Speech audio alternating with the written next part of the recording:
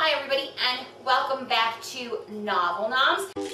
From classics to children's books, you never know what she's gonna cook when Gretchen makes NovelNoms. This week I'm actually kind of doing something that I was kind of like dreading doing, except I was excited about doing it. I'm going to make something inspired by probably my favorite all-time book, or at least it's at least in my top 3, and that is Ethan Frome by Edith Wharton.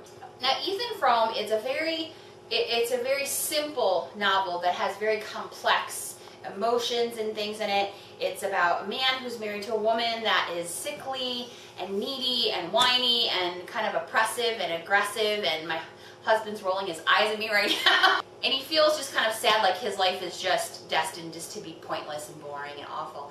And then this woman, Maddie, comes into the picture to come take care of her, and he's kind of reawakened and sees that there are possibilities in life, and it's heartbreaking and it's beautiful, and it's just so well written.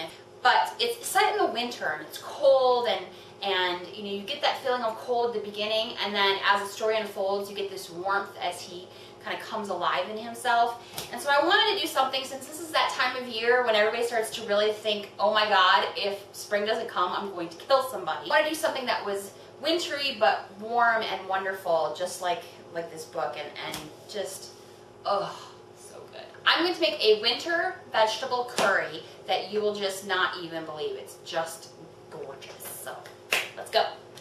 But before we get started with my favoriteest book in the whole wide world, Ethan Frome by Edith Wharton, and curry. I wanted to just do a little from my mailbox kind of thing, and I show you I got this cute card with a giraffe on it.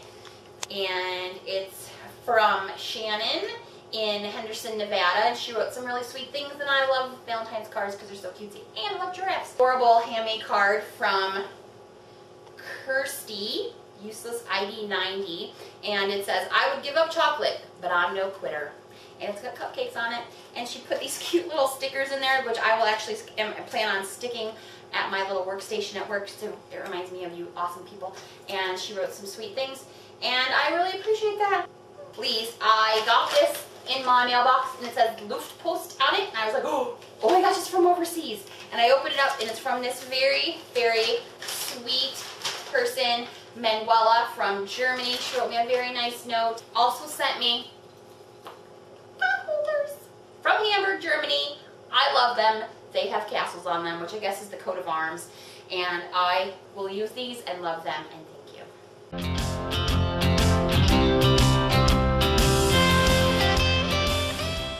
I know that not everybody can get some of these vegetables in the wintertime where they live, so if you can find a frozen equivalent, or I'll talk about some substitutions you can make if that's what you can find in your area. I absolutely love this. I love curry. I love making vegetable stew. It is so comforting. And so I'm just going to start. I got this giant zucchini at the farmer's market today. And I'm just going to chop that up. And you know, some people like big, humongous, chunky vegetables in their soup. I do not. So I'm going to dice this up a little smaller than you might, but that's all up to you. So I got my zucchini all diced up. I'm just going to push that over to the side. The beautiful thing about having this beautiful butcher block is that I can have lots of space to leave my veggies.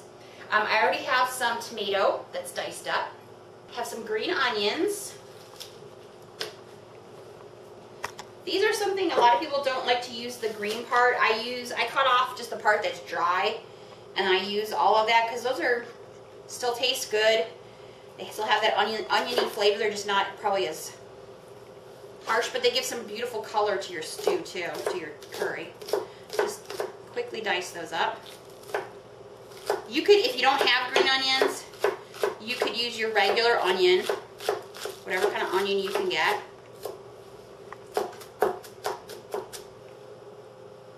Gonna take some ginger, and ginger is one of those things, if you can't find it fresh, you can definitely use the powdered ginger, that's fine.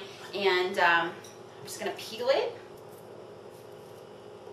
I think it's completely adorable, by the way, when you guys like tell me, oh, did you know that to chop ginger and to get the skins off, you can put it in a paper bag and shake it around your head 45 times? And then I try it and it works, and I'm completely impressed by all of you, because I think that's fantastic that we give each other tips. Because I've said it before, I'll say it again, I'm not a chef.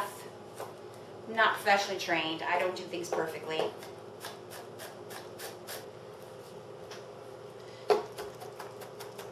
Ginger is just like garlic. The finer you dice it, the stronger your ginger flavor. So use your discretion how fine you want your ginger. How fine? Your ginger is fine. Ginger's ready. This is really the hardest part about this recipe, is just getting all the stuff prepped. It's not difficult. I also got about a cup of diced red pepper all ready to go. This is something that my husband does for me that is like the best thing ever. He'll take onions and red peppers, because we use those a lot for sauces and stuff, and we actually put those in bags, in sealy bags, those seal meal bags, in our freezer, so that when I go to cook, they are ready to go. I have a squash. You could use any kind of squash you want. I believe this is a butternut squash.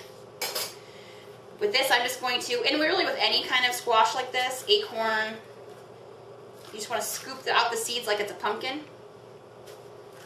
Toss them out. Skin off of this. You can, I know for a fact you can get this kind of squash in the frozen food section, chunked already and bagged and ready to go. Again, if you don't like that kind of squash, don't use it. I mean, obviously. Use whatever you like and experiment. Use the kind of vegetables. You could put okra in this. You could put, what else could you put? Eggplant. You could put whatever kind of veggies you like, and it really will taste yummy. I've got about 5 cloves of fresh garlic. Just going to crush them all. I'm just going to quickly dice, just do a rough chop on my garlic. Next thing I'm going to do are my turnips. Turnips are, they're a root vegetable. You may have heard of turnip greens. You can eat those, saute them, they're delicious. But turnips are they don't have the starchiness that a potato does, but they have enough of the same kind of quality in them that you can boil them and grind and saute them. Sorry, but you can boil them and puree them and add some butter and cream and wonderfulness to it. And it's very similar to mashed potatoes and not as bad for you. You can't find turnips, you don't have to use turnips. You could use potatoes. You could use beautiful little fingerling potatoes, those purple ones, or just regular old Idaho potatoes if you want. I peeled it.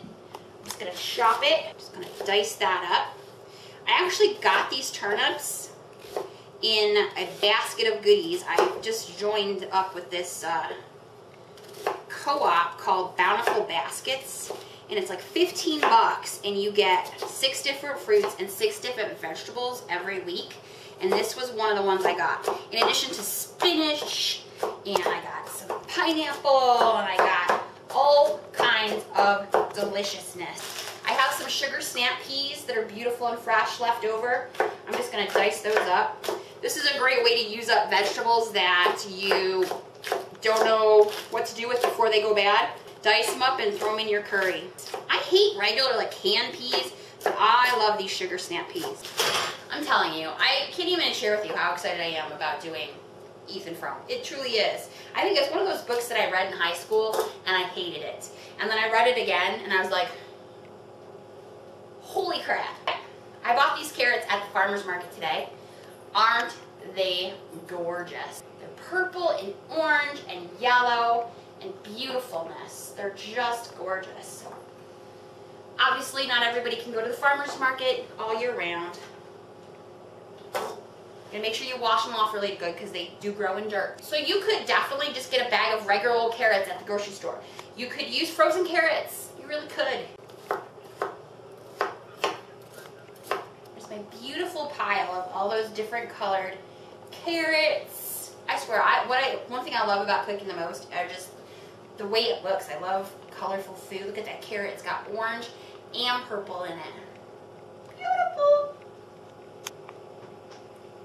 We've got red pepper, carrots, I got sugar snap peas, turnips, squash, green onions, ginger, garlic, and zucchini, and tomatoes. You know, I can't say this enough. This is one of those things, put the vegetables that you love in it, because I hate it when I see it coming from somebody that says, oh, I would make that, but I don't like, you know, insert ingredient here. Insert something you like that's kind of similar. If you're not sure, ask me or Google it or whatever, but don't, no, keep yourself from eating great food because it has one little ingredient that you don't like. Experiment a little. Okay, so now we've got all this stuff. We need to put it into our pot. Okay, the first thing you need to do is you need to take all that garlic and all that ginger, put it in your little food processor. If you are using powdered, obviously you could skip this step, but it's not going to be the same flavor. So I would suggest if you're going to substitute for one, don't substitute for the other. Okay, so I've got my 2 fresh ingredients, my garlic and my ginger in there, nothing else. And I'm just going to blend it till it's as tiny as it can be. Okay, so I've got this just finely chopped garlic and ginger. We're going to use that shortly, so I'm just going to set this aside for now. I'm going to take about 3 tablespoons of butter and put it into the bottom of my soup pan. Melt this butter down, and as soon as the butter is completely melted, I'm going to add my onions. Our butter is melted, so I'm going to add in my green onion.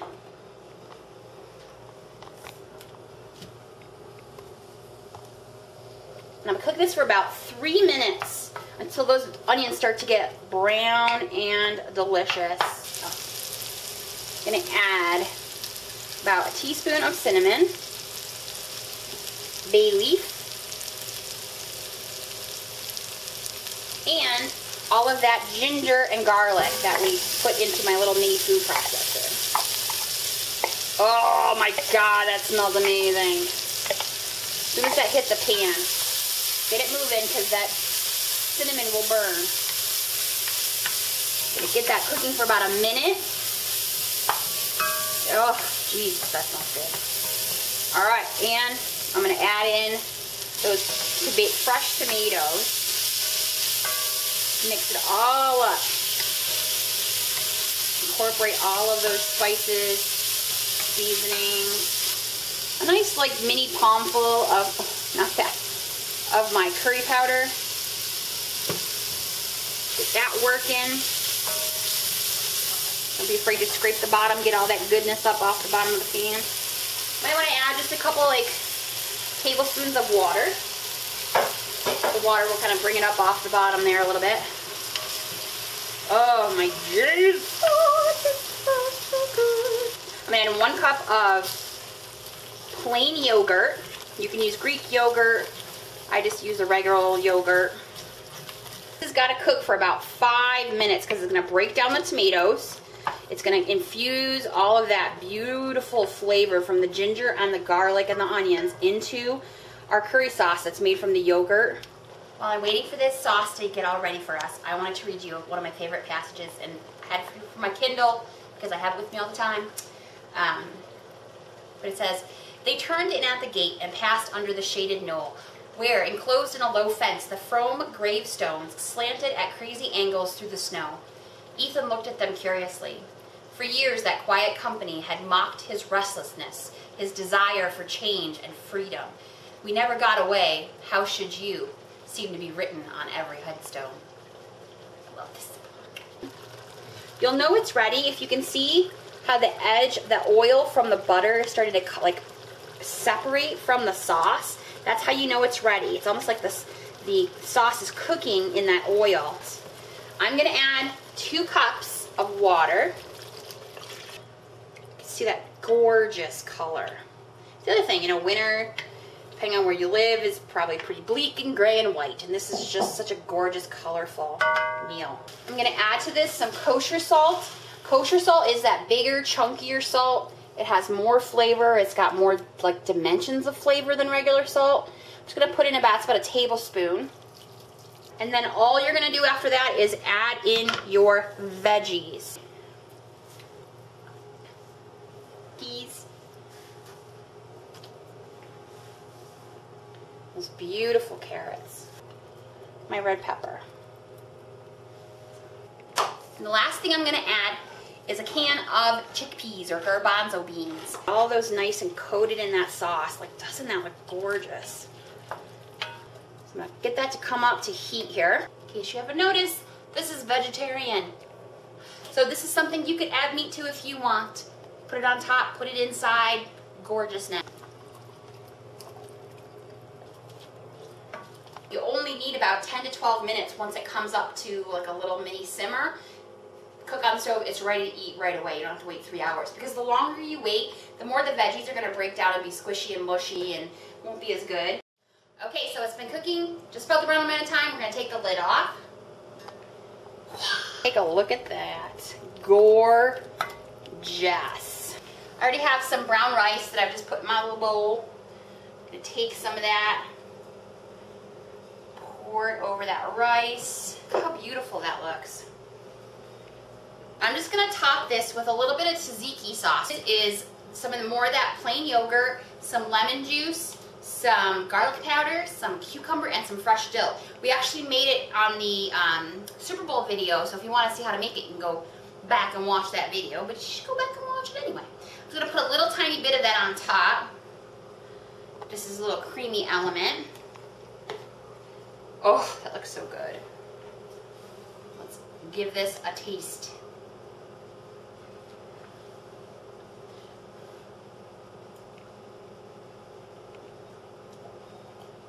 Yum.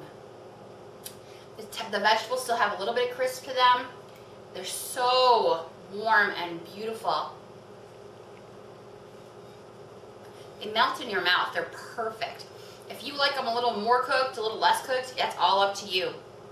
But they absorb all of that curry powder and the yogurt and the spices, and it tastes beautiful, and it's just, it fills your soul because it just tastes so good. One more bite. Wow, so good. I love this dish. I love curry, all these beautiful vegetables. It just tastes so fresh and nourishing and just feels good to eat it. Just like Ethan Frome feels good to read, and her beautiful words, but also the beautiful story about just pain and discovery and joy and love and loss and all of those many human emotions that are exciting to read about. So I'm going to go reread that and eat this because it's just fantastic. Yummy. I love you guys. Before I leave you, I want to put a little seed in your brain. Thinking about a cookbook. Would you buy a cookbook? Would you want a cookbook? Think about that. See you next week on NovelNoms. From classics to children's books, you never know what she's gonna cook when Gretchen makes novel moms.